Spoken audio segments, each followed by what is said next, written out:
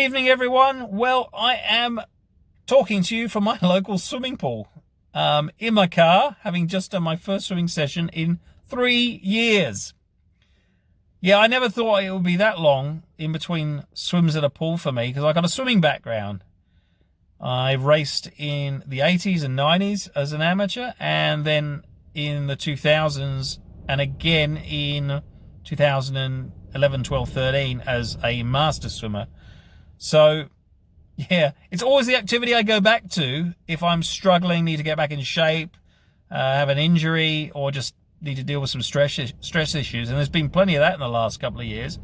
So this would have been ideal, but unfortunately, the powers that be saw to it that if you wanted to go to your local sports centre or swimming pool, that you had to, jump all these hurdles. It was like doing the time warp, for the Rocky Horror Picture Show. You just got to step to the left and step to the right. And I just thought, you know what? I'm not going to drive half an hour for this. I'm going to do something more convenient. So cycling was more convenient on the trainer, on the road, and I could just go out and do my thing. When we weren't in lockdown, that was. But cycling I've come to fairly late. And although I enjoy it, I'm more suited to being a swimmer, particularly an open water swimmer. And I need to get rid of a bit of weight. So I thought the best thing to do would maybe have an incentive, and the best incentive I could think of was the upcoming Masters Open Water swimming session, or swimming season, rather. I looked at the swims from last year, and I'm not sure if that's what we should expect this year. The program hasn't been written up. I've got about 2 months until the start of it. But last season, they, again, had all these restrictions, so it could be that it was more of an abbreviated season. But first race will be Seacliff 1.6 kilometres. I remember that race. I've done it before. Never done particularly well at it. It's a little bit too short for me, and it doesn't feel like 1.5k. It feels closer to a k. But I'm told that's the distance.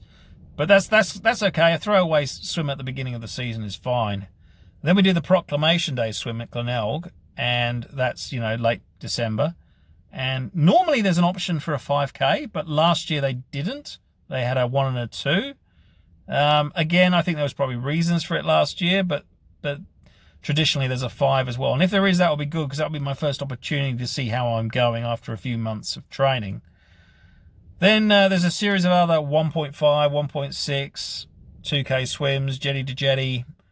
And we finish off the season, last season was 8 races.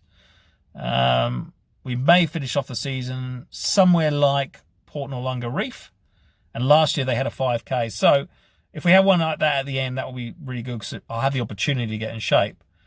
So I thought I'd take you on this journey. We'll get some footage from some of the training, particularly maybe if we do some open water training with the kayak.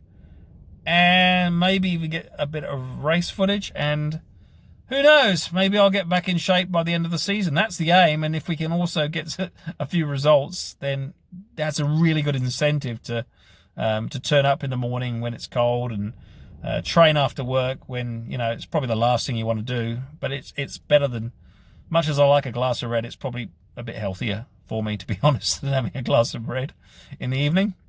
And yeah, I quite enjoyed tonight, so fingers crossed things will improve and we'll have more of the same, and we'll get back in shape very soon.